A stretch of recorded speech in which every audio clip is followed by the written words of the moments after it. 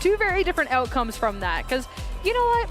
I like Glamora as a Pokemon, but if I'm facing down against it, I don't enjoy it either. But it's time to get started with game one here. Bad news for Navjit. There's a Glamora over on Noah's end. That'll be the Rillaboom as well, whereas Ogerpon, Wellspring, and Fluttermane leading the charge over in the opposing end. So Navjit does have his Fluttermane as one of his strongest attackers, as well as some redirection with Ogerpon. However, what's really tough for Ogerpon is, as a grass type, Glamora having access to same type attack bonus, Sludge Bombs, hitting it would be super effective. So does Navjit want to waste his Terastallization this early, turning into a water type that you are no longer weak to Sludge Bomb? However, Grassy Glides and Wood Hammers would then become super effective from the Rillaboom. So I think Navjit's Ogerpon is in really a tough spot if Noah does go all out. Spiky Shield from the Glamora to start things off. Make sure you're not going to be hit, as well as scout out what's going to be happening on the opposing end. It will be a Follow Me from the Ogerpon and a Psyshock into the Glamora. Fluttermane's move of choice, the fourth move, always up for debate, but a great way to be hitting into that Pokemon.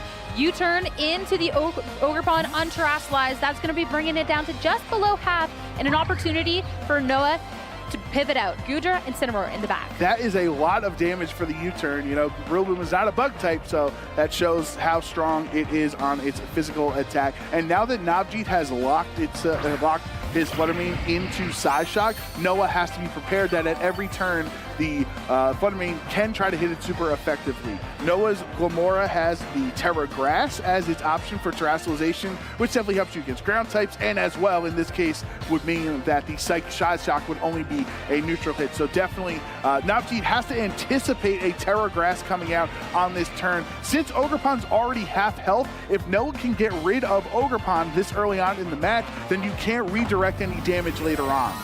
Which would definitely be so nice. At this point though, Terastallization, that Glamora, just as you were talking about, I feel like Glamora can be a little bit of a Terastallization hog out there because your original typing's a little tough on the defensive end of things, so that'll definitely try and help things out.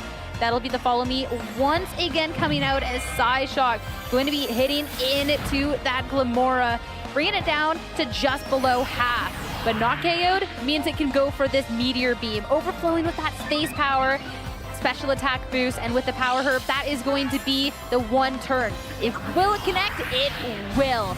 And that is going to do a lot of damage, taking care of the Ogerpon once and for all. Yeah, that's always the worry, is you set it up, you get the special attack boost, and yeah, +1 if you miss, it doesn't matter. But Goodra is safe to click Shelter this turn, boosting up its defenses. However, since Navjit does have a free switch into the field, if Navjit brought the Screamtail in the back, you can bring it in and start to click the Encore Disable strategy, which Noah has to be prepared for.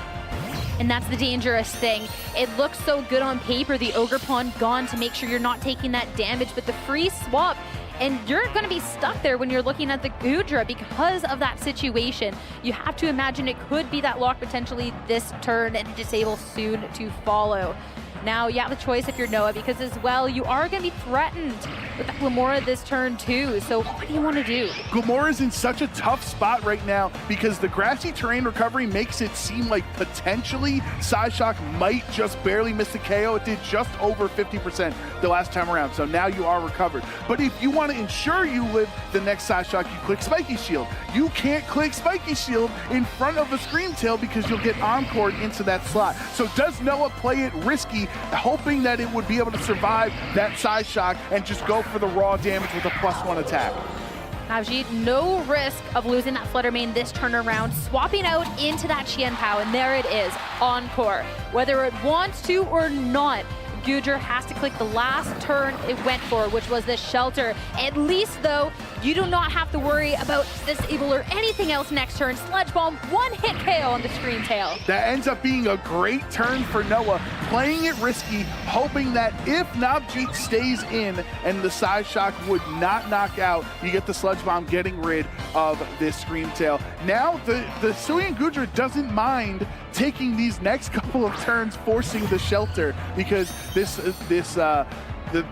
Fluttermane has to lock into something, and whenever the Encore ends, then Hisui and Gudra would be able to just hit it with the heavy slam. But right now, because of the 2 turns of grassy terrain recovery, at least he doesn't feel like Glamora will be knocked out from a hit. It's tough because, sure, the Gudra could have just kept sheltering and kept getting those defense boosts, but eventually, too, you couldn't do quite much. Whereas I love swapping in this Incineroar, get the Intimidate down over on the Qianpao, making sure that it's going to do little damage, especially since it has no capability of switching. Sacred Sword, a lot of damage into the Incineroar, super effective hit. It's not going to be enough. Spiky Shield means Moonblast is not going to be hitting into the Glamora this time around. Yeah, and then obviously Sacred Sword doesn't really, isn't as hindered by the shelter, right, as many other things. So Qianpao having ways to hit the Hisui and Gudra at its normal defense stat, and it would be super effective since it is a steel type. But a slower turn from Noah there means Incineroar essentially takes a lot of damage for free on the switch in, but at least this Glamora is recovering HP. At some point, Navjit is going to turn his aggression towards this Glamora, and Qianpao does have an Ice Spinner into the now grass-type Glamora.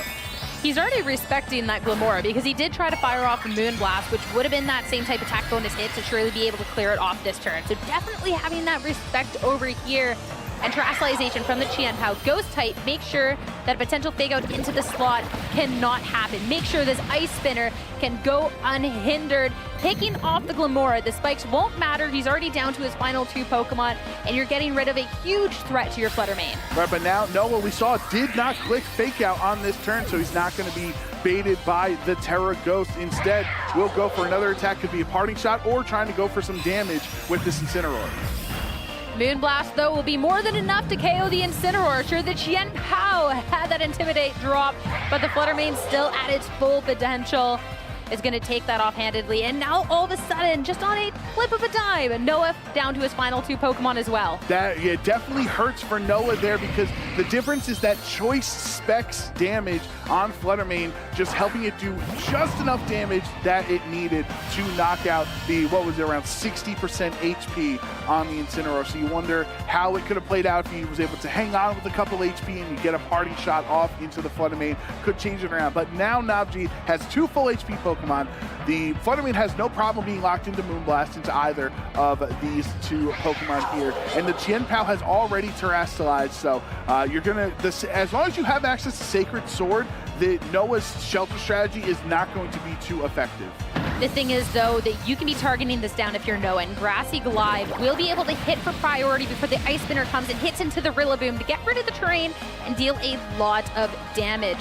Now, we'll get to see just how much Moonblast does. Oh, into the Rillaboom will be targeting. Now, 1v2 situation with the Gudra. It can try and get rid of one of these Pokemon, and Heavy Slam into the Flutter Mane will do just that. It's a 1v1. That was the huge question, was where did Noah target the Heavy Slam? Into the half-health Qianpao, which would have got rid of the Focus Sash, or getting the complete knockout on Flutter Mane. Now you have a full HP Hisui and Gudra. Sacred Sword doesn't have the same type of attack boost, so it shouldn't knock out. Yeah, not even close.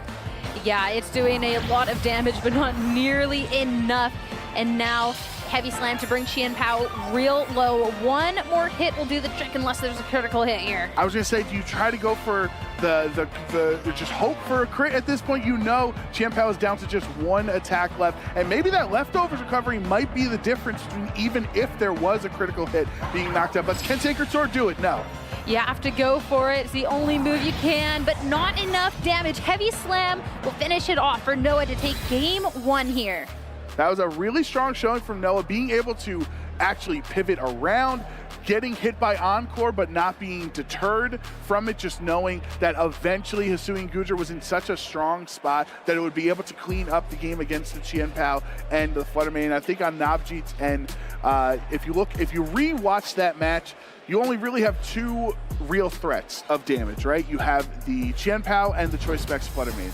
With Ogerpon and the Screamtail not being able to really provide too much support, it was almost like Navjit was playing down a Pokemon. It wasn't really feeling like a 4v4 matchup there. Noah just got so much pressure early on, getting the full knockout onto the screen tail before it can get disable, right? You don't want to click encore and get knocked out. You want to encore disable and force them to not attack. Well, I think where things went awry and where things were a little difficult there was the fact that the Glamora on the other end threatens that Scream Tail so heavily, being able to fire off the Sludge Bomb to one-hit KO it. The Scream Tail, it's nicer if it can stick around for a turn or two, and you didn't have the pressure on the Glamora that turn since that was a Fluttermane that had swapped out into the Qian Pao because, well, you could also have just targeted into the Fluttermane last turn. So Glamora just threatened everything so handedly on that turn. And sure, the Qian Pao was able to deal next turn around with that Glamora, but it was kind of one turn too late in that case. So I definitely don't think that he's playing a Pokemon behind. I think Noah just did a really good job in having that pressure there. And the Glamora, it makes sense why he's not, why Navjit's not a Glamora enthusiast, because those Sludge Bombs did damage. Yeah, for sure. I do wonder if there's a world that Navjit can try to play tit for tat on the boosting here with his Calm Mind Raging Bolt. He didn't bring it in game one. That would mean you'd have to leave something else at home, so arguably either the Scream Tail or the Ogerpon Wellspring. But that could be one game or one way to match the special attack boost that Meteor Beam gives on the Glamora's end. And you know that he doesn't have a ground attack on Noah's side, so you don't have a way unless this, the Rillaboom doesn't have a ground attack either, so you're not being threatened super effectively by too many options on the other end except for Fluttermane. So maybe you want to fight fire with fire or fight, setup with Raging Bolt. It's hard because you want the Ogerpon there to make sure moves can be moved away from the Pokemon that might be a little bit more frail, but all it didn't necessarily seem to live up to the Ogerpon Wellspring potential in that match one. So going on forward, I'd love to see how it's positioned or if it's brought at all, but adjustment coming out from Navjit's end. Fluttermane and Qian Pao this time. So this way you do have some pressure over onto the same lead that Noah brought. I do love this adjustment from Navjit. As you're saying, instead of having a supportive Pokemon next to Fluttermane, you are all out damage. Both of these Pokemon can threaten the Glamora, either from the Choice Spec Psyshock if you don't Terrastallize, or if you do Terrastallize into a Grass type, then Qian Pao has the Ice Spinner. The only thing you have to worry about is Rillaboom does have Fake Out. Can't Fake Out the Fluttermane as a Ghost type, and Qian Pao has access to Terrastallize into a Ghost type as well. So if Noah is going to anticipate a potential Terra Ghost or something else, maybe you don't even go for a Fake Out, you can potentially U-turn and get some pivot. Well, it's going to be a Fluttermane that's swapping out on Navjit's end to be starting things out. And there's that adjustment you talked about. Raging Bolt to hit the field. Not the only one swapping. It is going to be Incineroar coming out for Noah as well. Get the Intimidate drop onto that Qian Pao over the opposing end to make sure that something like an Ice Spinner is going to be doing a little less damage. Terrasalization, though, will be kicking off our match 2. Yeah, and it's only the two Pokemon, Rillaboom and Qian Pao. You know Qian Pao didn't Terrastallize, so Terra, Fire, Rillaboom here, just trying to change some of those defensive matchups. Really saying, like, I do not want to be taking a bunch of damage from this Ice Spinner right now, but protect. Make sure that you can get past the potential fake-out turn without having to commit that Terrasalization. The Woodhammer, though, instead, Noah was trying to go for the big damage onto that Fluttermane, and instead just a chunk of damage onto the Raging Bolt. Yeah, that actually did some solid damage thanks to the boost of the grassy terrain. And now that Noah has two quote-unquote fire types on the field, that is two potential super effective threats into Qian Pao. Maybe you want to Terrasalize into the ghost typing to get out of that or get away from the fire damage. But if you are going to waste it on Qian Pao, that means that Raging Bolt can't save it for later, or you save it for Fluttermane later on when it wants to Terrastallize here. But I do like Navjit's position there, because now that you protected, you kept yourself safe. Sure, that first Woodhammer did a lot of damage, but if Ice Spinner takes the grassy terrain away, it would be mitigating the damage. But instead, Navjit going to play two more defensive turns these first couple of turns with a lot of switching. No Glamora on the opposing end, so you're not going to be at risk for a huge Sludge Bomb this turn around. So bringing in this Scream Tail will be able to hit another hit, as well as be able to put some pressure on next turn. Woodhammer, though, That is still so much damage hitting into it. But now we get a Calm Mind. This Raging Bolt, an attempt to start setting up, to start pressuring Noah back. But that could be evened out since the Incineroar didn't go for fake out. Oh no, I was gonna say, if you went for the parting shot, you could have brought its damage back down to neutral. Don't even get the KO onto Screamtail, and he gets to hang on. Gets to stick around for one turn, and that is good turn of setup here from the Raging Bolt. Raging Bolt, once you get one Calm Mind, the amount of KOs and the amount of damage that you're able to do in comparison to otherwise is just so huge. Sure, at this case right now with these two Pokemon on the field, the special defense boost isn't going to be quite as useful, but it's going to be that special attack because this can do some damage, and having this priority Thunderclap to attack into things as well, fantastic. Well, get as many special defense boosts as you can now while Glimmora is not on the field, because Glimmora does have Earth Power, so that is one ground attack that you could hit into it. But if you get multiple special defense boosts, by the time it has to set up with Meteor Beam and then start clicking Earth Power, it might be too late. Encore into the Incineroar to make sure it's going to be locked into a Flare Blitz going on forward as U-turn, a chance for the Rillaboom to be swapping out on this turn, hitting into the Raging Bolt. Now, got a decision, Glimmora and Goodra in the back. The longer you wait to bring Glimmora in, the more Calm Minds Raging Bolt can try to set up to mitigate that damage. And it's so smart to Encore the Incineroar, because Flare Blitz, sure, you could knock out this Screamtail on this turn, but Flare Blitz ensures that he cannot be parting shotted and lower that special attack stat. Especially, too, with that being targeted into the Raging Bolt. That is absolutely huge, because if it was going to be that parting shot too, I mean, you're going to be targeting into that slot. So making sure that you're going to be hitting a not super effective hit. You're going to get that turn of recovery with that grassy terrain here. Super, super well done. And now Goodra on the field. If you want to go for a setup, you're still staring down that Screamtail on the other end. They are pretty low Pokemon on the other end, though, so you can't go on the offensive to try and pick it off to make sure that Screamtail can't be a thorn in your side later. And the one thing that worries me with this with the Raging Bolt, is it has been brought down to under half. So even with some boosts to your special defense, at that point, Rillaboom with Wood Hammer or Incineroar with the Flare Blitz, like those physical attackers can start to try to knock it out. And even with +2 special defense, under half HP and Earth Power is still going to be pretty strong.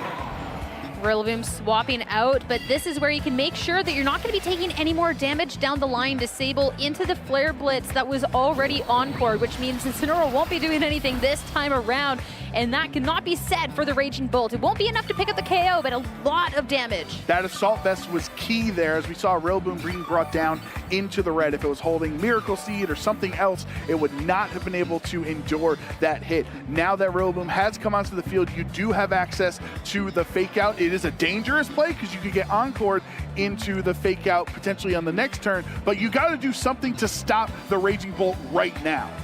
See, it's dangerous to go for just that raw Encore after the Fake Out, but that could have been fun too, because the thing is you have to get it right away. There is still the Grassy Glide potential. Incineroar, that is a slot for now, so it's going to be a swap slot. Glimmora coming back out onto the field. Protect from the Raging Bolt. Make sure you're not targeted into, and another turn of that Grassy Terrain recovery. Grassy Glide, though, into the Screamtail instead means that Pokemon is gone, but an opportunity to swap into something that can be pressuring the freshly swapped in Glimmora. Navjit was definitely concerned with the Encore, or potentially, excuse me, the Fake Out on Noah's end there. So playing it safe, going for Protect, and if the Fake Out goes into that slot, then you can try to Encore it on the next turn. But Grassy Terrain was so smart. The last turn of or Grassy Glide with the last turn of Grassy Terrain gave you the priority to be faster than Screamtail and knock it out. This isn't an easy spot though, because all you did by knocking out Screamtail was allow a full health Choice Specs Flutter Mane onto the field without taking damage. At least over on Noah's end, he does have the chance with the Glimmora to Spiky Shield past this turn. Sure, you know this Flutter Mane can pressure you, but you do force it to be locking into a move, which means you do have enough Pokemon in the back that you can be pivoting around it. You have already used your Terastallization, so you can't be scouting it out and then Terastallizing into that grass type, but you could potentially swap into something that could take that hit better. What's really tough for this Incineroar switch-in on Noah's end is you're facing down 2 special attackers on the swap. So it's not like you're going to be able to mitigate any of their damage output, but you also want to save Rillaboom at some point to reset up Grassy Terrain to give you that access to priority Grassy Glides again. So it's a tough call. making sure the Glamora is extra safe. It's going to be swapping out, and a potential for Fake Out pressure onto the Raging Bolt next turn around as Terra. That will be coming out from Navjit, and that is going to be into the Flutter Mane, looking to put the most pressure on. If you have to lock into a move for what could be the rest of the match, you want to make sure it is doing as much as possible. Thunderclap, because of that swap, it will fail trying to hit into that Incineroar. Dazzling Gleam, that is going to be doing damage to both of these Pokemon. But that Assault Vest, Rillaboom hangs on. Now Woodhammer fired off in return. The Flutter Mane just barely going to hold on. The Rillaboom will faint now because of the recoil. But still, what a turn. I don't know if it's greedy to go for Dazzling Gleam, but it really is not. The Moonblast would have knocked out. And you know Incineroar's full HP anyway, so it's not like you're going to be claiming 2 knockouts on the turn. So going for the spread Dazzling Gleam with less base power lets the Rillaboom delete 99% of Flutter Mane's HP. And the thing is, too, is sure the Flutter Mane held on, and that's so nice because the Flutter Mane can be such a speedy Pokemon, but also it terrestrialized, and it was an Incineroar that swapped in the first time around. So you can be trying to just shut down this Raging Bolt or attempt to hit into the other. If you don't think you're going to be taking the much damage, though, and Dazzling Gleam definitely doesn't pack that same punch that a Moonblast does, you can just try and make sure that the Raging Bolt does absolutely nothing. And it was a really good spot at first for Navjit on that turn because he was rewarded for his patience, right? We talked earlier on, don't terrestrialize Chien-Pao, don't fall for the Fake Out bait because you have to save Terra Fairy for later. So he got to that spot, but it's just barely didn't do enough damage. Fake Out into the Pokemon that has the Protect instead of the one with the Choice Lock. And now Dazzling Gleam is going to fire off a lot of damage on both of the Pokemon. Critical hit onto the Glamora, but not enough. Meteor Beam, we've seen that this isn't necessarily the most accurate. It will get to power up the special attack. Does have the Power Herb, but it can miss. And if it was targeted into the Raging Bolt, nothing. But sure enough, into the 1 HP Flutter Mane. It will hit the KO. Yeah, that's way more damage than necessary. Really scary to target a 1 HP Pokemon with a 90% accurate move because, of course, if you miss it, then the low health Pokemon still stays on the field. Now Navjit gets to bring in his Chien-Pao unintimidated since Incineroar is already on the field. And do you want to swap your low HP Incineroar out to then get an Intimidate for later on? That's a really tough spot because then your Gujar's going to take damage on the switch-in. Navjit does have Thunderclap at this point, which would mean it would outspeed Glamora if Glamora goes for an attack. It's like Sucker Punch where it would move before it, but you need an attack to activate Thunderclap. That's where it's a shame about the Dazzling Gleam being allowed to do so much damage on that turn before. Spiky Shield going to be failing at this turn, and Sacred Sword targeting into the Incineroar will pick up the KO. So now Noah down to his final 2 Pokemon. This Gujar hit in the back. It does have full HP at this point, but still dangerous. Well, and that's why it was tough for Noah on that turn because Sacred Sword was going into that slot either way. It was either knocking out Incineroar or hitting the Hisuian Gujar with super effective damage and no shelter boost at this time. So Navjit has really played this game very well to a point that you have multiple special defense boosts on this Calm Mind, which +2 special defense is more than +1 special attack from the Meteor Beam. An attempt at a double protect, but also making sure that the Sucker Punch can't do anything into that slot. And now you can target into the Chien-Pao. Of course, since it was the Sucker Punch attempt, it can go for that again next turn around into the other Pokemon, but the Glamora can now go for the Spiky Shield since it did fail. But you can now protect on the Chien-Pao, so which do you go for this time? Oh, we're in simultaneous Sucker Punch and Thunderclap mind games at the same point. Usually it's one or the other, but this Glamora is just trying to click Spiky Shield a million turns in a row, and all Navjit has to do is get one priority attack called correctly. Does Glamora go for Spiky Shield a 3rd consecutive turn? And if it does, do you then bring your damage over to the Gujar to knock it out? Well, with the fail on it last turn around, you will be guaranteed to hit it with the Glamora if you go for it. But as you knows that you won't, he doesn't. Be done. But no attempt at making sure there wasn't that Sucker Punch means the Glamora will be taken down. And now Noah's down to his final Pokemon. That's such a gutsy call from Navjit because the spiky shield would have worked that turn, and then the potential Gudra could have knocked it out, but getting the right call done there for Navjit. Seeing the amount of damage that Dragon falls into the Gudra wouldn't have mattered, would have been able to take care of the Troublemaker either way.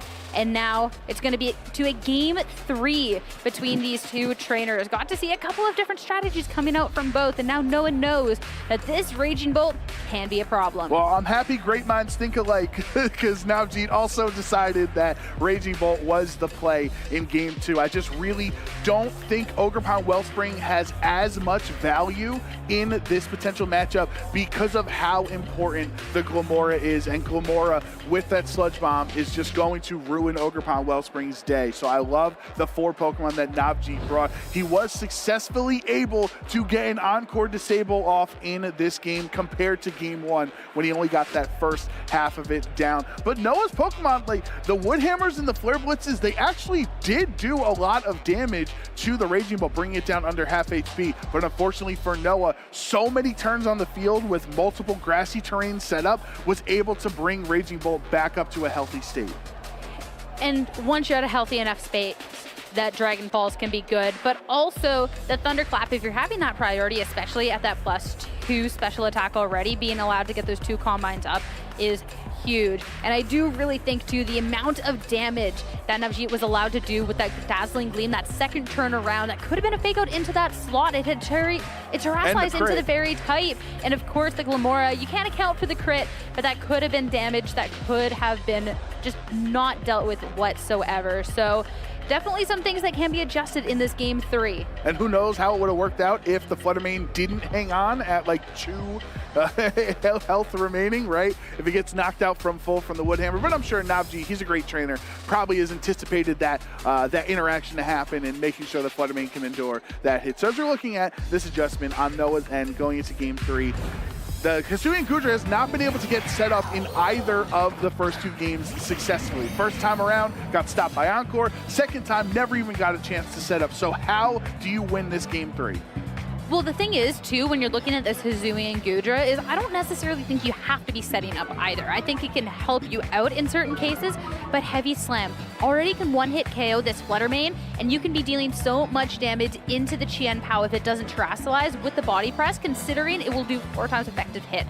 So you can be setting up to make sure you have that longevity in the future, make sure you're good against those Pokemon, but I don't think it's a necessary to continue on in this match. Yeah, I like trying to go for raw damage output early on with this Gudra. One, because most trainers don't anticipate it. They think you're going to try to set up, so if you can catch them off guard and have a strong Heavy Slam into either of these 2 Pokemon, it would be super effective as well. You can see Noah kind of mulling over the Terra Fairy option to going back and forth on it. The Terra Fire last game was kind of a bait. It didn't really provide too much value for Noah, where Terra Fairy would be able to get rid of the Sacred Sword weakness and the Moonblast weakness. Swapping out Chien Pao, the first turn around. We'll have to see what is brought in at this point. It will be the Hisuian Arcanine. We have not seen it in this match yet. And Intimidate is going to be mitigating the damage coming out from Noah's end. The double swap, actually. So we'll have a chance to catch up with all 4 of Navjit's Pokemon on this very first turn of the battle. Raging Bolt. Big move to start things off, but now you've got Terrestrialization out of Noah. Yeah, the moment I saw Hisuian Arcanine, I was like, well, that means he probably didn't bring Screamtail because Raging Bolt was one of the reasons Navjit won game 2. So now this Terra Fairy, it's not going to help defensively since there's no attacks coming this turn, but the Heavy Slam does nothing to either of Navjit's Pokemon. A great defensive switch. But this, at least the Parting Shot is going to force Raging Bolt to click Calm Mind one more turn than it wants to. Yeah, there is the debate for the Flare Blitz to try and do some damage, but I love the fact that we get the Parting Shot instead. Now, Navjit had a chance to double pivot his Pokemon. Now Noah can change things up too, and that is a big change. The Suicune making an appearance in this game 3. The Suicune, we don't get to see it often, but when we're talking about bulky water types, this should be at the top of your list. Yeah, it's a bulky water type, but you're facing down a Calm Mind Raging Bolt on the other end that if it can get the boost, Suicune is not able to terrestrialize out of that typing. It's in a spot, oh, the Snarl mitigates Calm Mind. That's what we said at the beginning of the matchup. Suicune's one of the best ways to stop Calm Mind. Yeah, you have your way to be able to just slowly make sure that this Raging Bolt cannot get set up. And even if the Flutter Mane was to try and swap in, well, the Snarl will affect it too. So this Suicune definitely a good way to be slowing things down. And it also just even puts the pressure onto the Hisuian Arcanine because you do not want to be taking his Scald into that spot. Flutter Mane, it will be the swap. Making sure that, hey, I can keep this Pokemon safe for later. Flare Blitz into the Goodra to start dealing some damage at this point. And no burn. Now the Snarl doesn't do the most damage, but not what it's known for at this point. And here is the Shelter as Hisuian Arcanine is at half HP. Will recover a little bit more thanks to its leftovers. And now that you are Fairy type, you're not weak to a Choice Specs Moonblast on the other end. However, the Flutter Mane still does a lot of damage. Not as much since it took the Snarl on the switch in. And it was an unfortunate circumstance. Navjit had to swap Flutter Mane into that slot. Can't bring Qianpao in to break the Focus Sash, and you cannot have your Raging Bolt at -2 special attack. So Flutter Mane kind of just had to take one for the team here. But how much damage can a -1 Choice Specs Moonblast do into the Goodra? That's what we're going to have to find out. I mean, Flutter Mane, it is definitely cracked when you're looking at it on the special attack scale of things, but the more it can kind of do before that special attack gets dropped, the more dangerous over on Noah's end. Hisuian Arcanine, this will be the swap this time around into that Raging Bolt. It's not going to be for free though. Sure, the Goodra has protected, and now the Flutter Mane does nothing. And with another round of Snarl coming out, both of these Pokemon are about to be doing less and less as this match goes on. That is a high-value Snarl, hitting the Raging Bolt on the switch in, and now giving Flutter Mane a second special attack drop as its Moonblast fails into Noah's Protect. So this is beautiful defensive play from Noah here in Game 3. When you see an archetype built around Goodra setting up and slow Pokemon with leftovers and Snarl and all of these things, this is how the team wants to operate. Get Goodra on the field, let it start using Shelter, and against two special attackers, just Snarl them each turn. And I don't think Noah team needs to set up all the time, but at this point, what is necessarily stopping it? The Scream Tail being left at home this time means that you can be clicking these shelters, you can be setting up this Goodra, and with less and less damage coming out from Navjit's end, you're almost completely free to do so. Terastallization will be an attempt at doing some more damage with this Flutter Mane into the Fairy type. A Thunderclap not going to do anything at all. Attempting into that Goodra, attempt at that double up. Now Moonblast, how much will it do at -2? Not nearly enough to get anything done in a round of Snarls. These Pokemon are looking weaker and weaker by the second. And I don't even think the -1 Thunderclap would have been enough. We see where Goodra is sitting at on his HP. Thunderclap fails though because he went for the Shelter, which is not an attack, raising the defense yet again. So Goodra is just playing so well right now that even, I understand Navjit is feeling the pressure, he's feeling the heat. Let me go for the double target on these attacks before another round of Snarls come in. But by missing the Thunderclap instead of Calm Minding that turn, you ended up doing no damage and lost even more damage output from another Snarl. Well, the thing is, you don't accomplish it much from the Calm Mind because you're just going to be brought right back down to a -2. And you need to be making sure this Goodra doesn't get even more out of control. And you don't have another way to be hitting it except for those Thunderclaps, since you do have a Dragon move and it is into that Fairy type. Suicune, it has done so well with the Snarl, so swapping out on this turn, just as the Hisuian swaps in over onto the other end, it will be Rillaboom now. This will bring the grassy terrain, and this can also allow this Hisuian Goodra to just be getting more and more health back. It protects this turn. You're going to get that grassy terrain recovery, you're going to get that leftovers recovery, and it's looking good. Since the Suicune is left, though, the Calm Mind is definitely a smarter choice this time around. And what was beneficial for Noah on that turn is how the swap out benefited his Rillaboom coming in after Hisuian Arcanine already hit the field, meaning this Rillaboom is not intimidated. It will be doing more damage. It is facing down a potential Flare Blitz on the other end from Hisuian Arcanine, but if Flare Blitz goes towards Rillaboom, that's another turn where Goodra is not being targeted, and this setup sweeper is able at +6 defense with body press. I don't care how strong you are defensively, you're not taking that. That's exactly it. You definitely had a strong point, though I think it was an attempt at resetting and make sure you don't get Thunderclapped. It will be a swap out from that Raging Bolt now, though. bring in the Qianpao into its place. Make sure that you get that sort of ruin, could do some more and more damage. None this turn, though. That Hisuian Arcanine is going to be flinching. Will be Shelter once again here. Make sure that no Thunderclap goes your way. Final round of defense going up.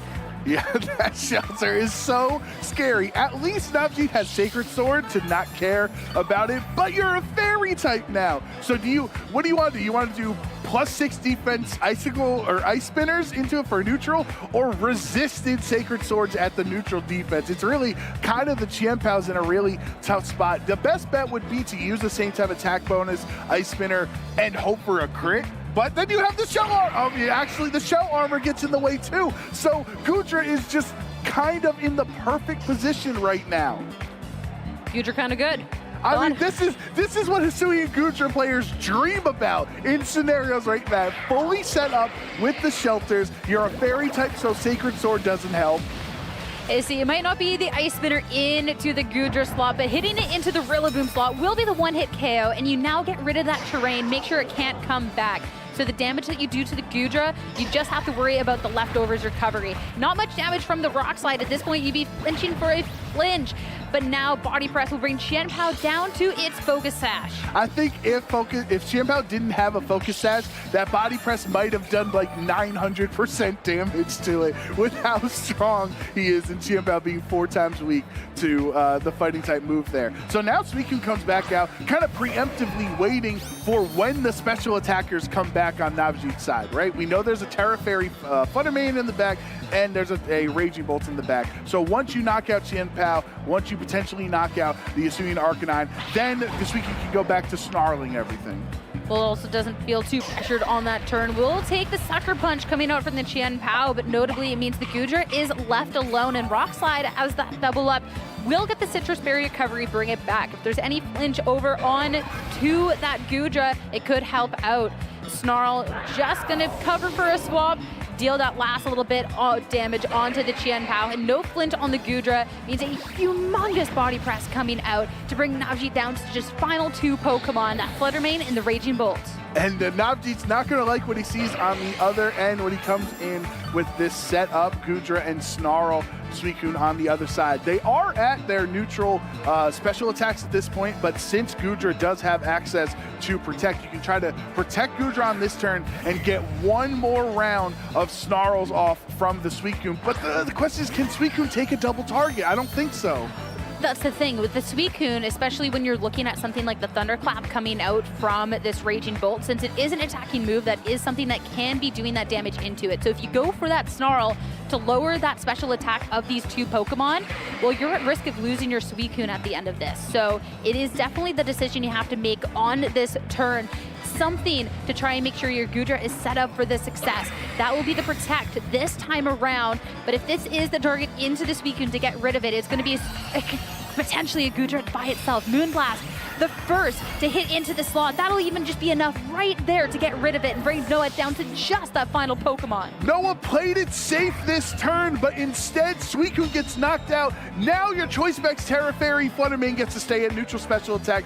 Raging Bull gets to stay at neutral special attack. So Goodra is gonna have to try to 2v1 this without any damage mitigation. Incineroar's here at least for one fake out. Now that Flutter Mane's a fairy type, that's good that you can fake out the fairy type. I forgot about Incineroar. I forgot about everybody's favorite cat. Okay, maybe this is what they're talking about when they're like, is Incineroar back? We're forgetting about him that easily there. No, this makes it so much better at this point. This can be dealing some damage and potentially those parting shots as well. Since there is the Terastallization onto the Flutter Mane, you can make sure it does nothing this time around. This can be the big hit into that Pokemon to get rid of it. But Calm Mind on the opposing end, this is your attempt for Navjit to start setting up a Pokemon that can try and be dealing through the rest of this battle. Body Press, not super effective, but with a +6 defense will be more than enough to take care of it. And now that the trusty Incineroar is here and it's a 2v1 instead of just Goodra by himself, even with the special attack boost on Raging Bolt's end. You're not going to care about that with a body press going into that slot. You have 2 attacks. You can even parting shot with Incineroar if you want to try to bring that special attack down. But just so well played from Noah in this spot. Waiting the first 2 games, Goodra did not get to set up successfully, and now here in game 3, it's pretty much unstoppable.